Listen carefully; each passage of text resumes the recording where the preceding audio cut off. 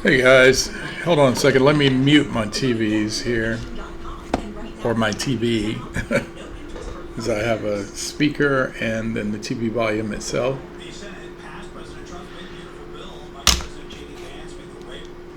There we go. All right, so I'm jumping on here that I found earlier today.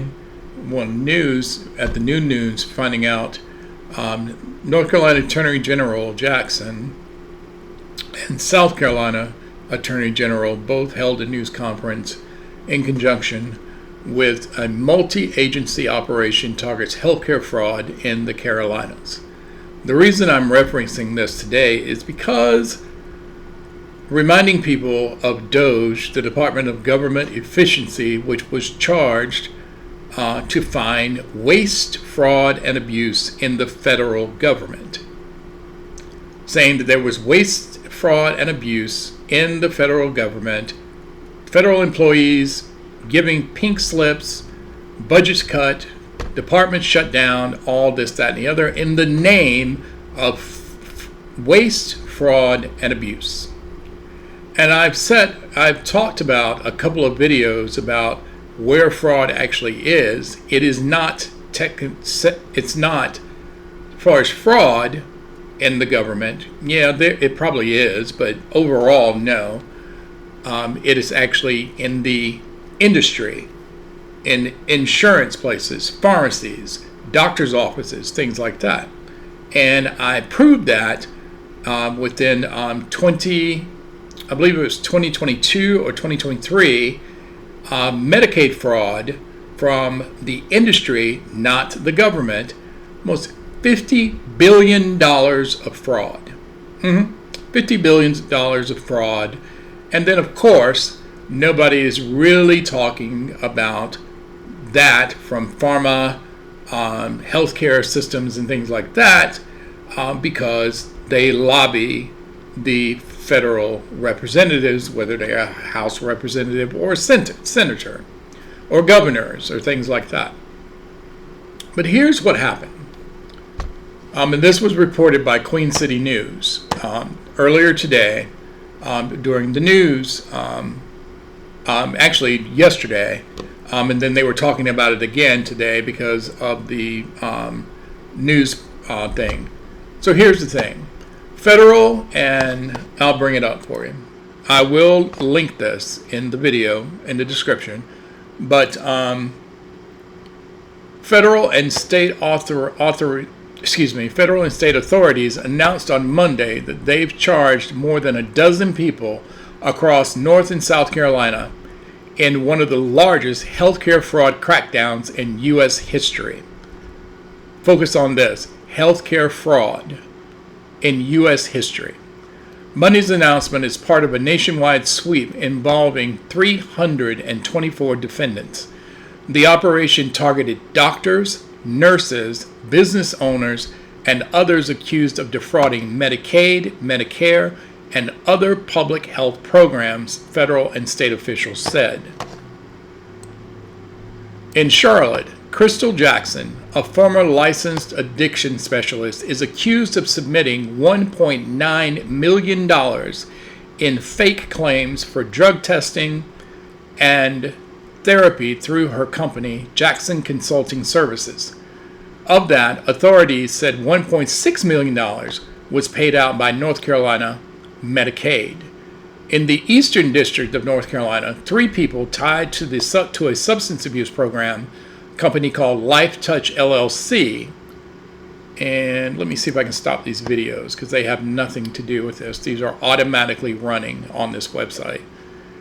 Kimberly Sims, Francine Super, and Kiki Johnson were charged with paying patients with gift cards to keep them coming back for services. This allegedly led to over $25 million in Medicaid payments. Prosecutors said staff also got kickbacks from a lab company and misled auditors. Although also in the Eastern District of North Carolina, Randall Wood of Florida was charged in a durable medical equipment scan, DME, tied to more than $39 million in improper Medicare payments. He allegedly worked on marketers who illegally waived copays and pressured doctors to sign off on unnecessary medical gear. A more complex scheme allegedly conned South Carolina Medicaid out of $21 million using fake behavioral services. Donald Saunders of Charlotte, North Carolina, is accused of leading the fraud ring along with several others, including Vanessa Boatwright of Manning, South Carolina, Latasha Hitchcock of Raleigh, North Carolina, and Cynthia Harris of Elgin, South Carolina. According to federal prosecutors, they created fake clinics and submitted thousands of claims for services never rendered.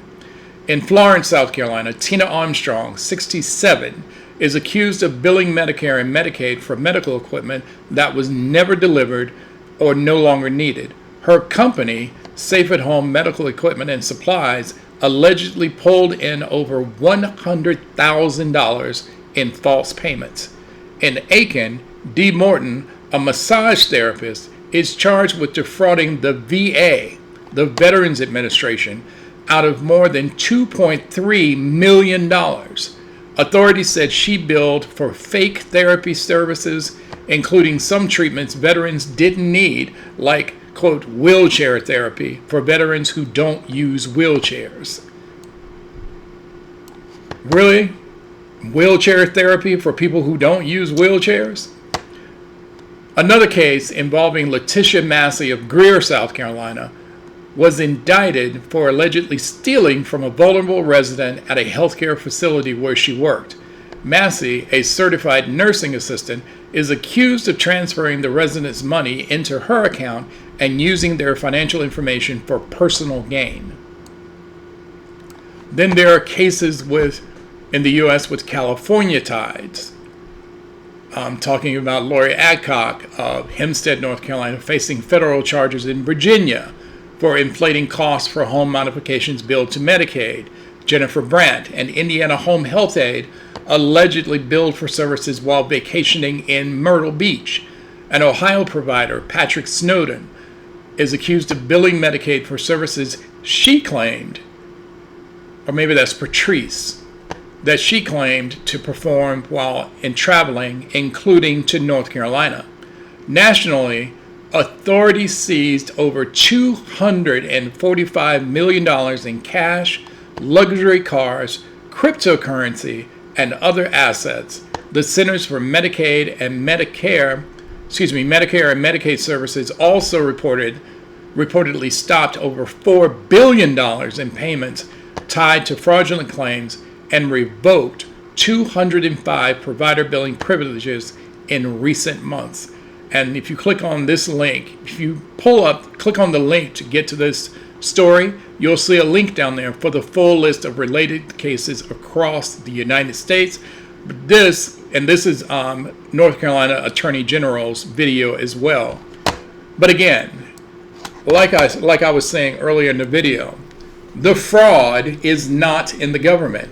The fraud is in the industry by people who work in the industry. Doge, is there a need for something like Doge? Probably. My homeowners association has something like that, which I chair the committee. But it's not called Doge, it's called something else, which I'm not going to disclose. But here's the thing. If you're going to look for waste, fraud, and abuse, look for waste, fraud, and abuse. With government entities, of course, there is waste. There's waste. They found some waste, not to the tune of $2 trillion, but they found some. That can be fixed, but not by firing hundreds of thousands of people. Is there abuse? Now in Washington, I can draw a line and make an argument, even though I'm not a licensed attorney, that there is abuse of power in Washington based on using Doge as a guard dog. And then just the other day, it was reported in the news that the whole reason when Doge, the small face of Doge, the guy who worked for Doge, whose social media name was Big Balls, was stating that these, and he's quit by the way, that he was saying that the reason Doge had access to all of those systems, the social security systems, any payment systems, to gather information so that the president could have his own system of listed citizens, a roll of listed citizens. And I'll remind you, look up McCarthyism. Look up McCarthyism and then think about that. But back to the topic of this is just more proof that they're looking in the wrong places. And they're not going to look in the wrong places unless the right people are in positions. Josh Stein, when he was Attorney General, had started this process. Attorney General Jackson has now finished it in working conditions and cooperation with other Attorney Generals across the country, and not many of them are Republicans. Democratic Attorney Generals found this fraud out. So again, the fraud is in the healthcare industry. The abuse is in the healthcare industry. And that includes pharmaceuticals as well. So think about that. Anytime you hear anybody talking about Doge or waste, fraud, and abuse, I want you to remember this video and then look at that article and other articles that other political content creators have been putting out there. This is absolutely ridiculous. If we should be protesting about anything, we should be protesting about the abuse of power of the president, but the abuse and power of the entities in the healthcare industry. That all they're doing is trying to steal money. And that costs all of us in taxes. And again, I will end this video as I do my other videos. Elections have consequences. Hashtag 2026 elections. It matters who are in these seats. See you on the next video.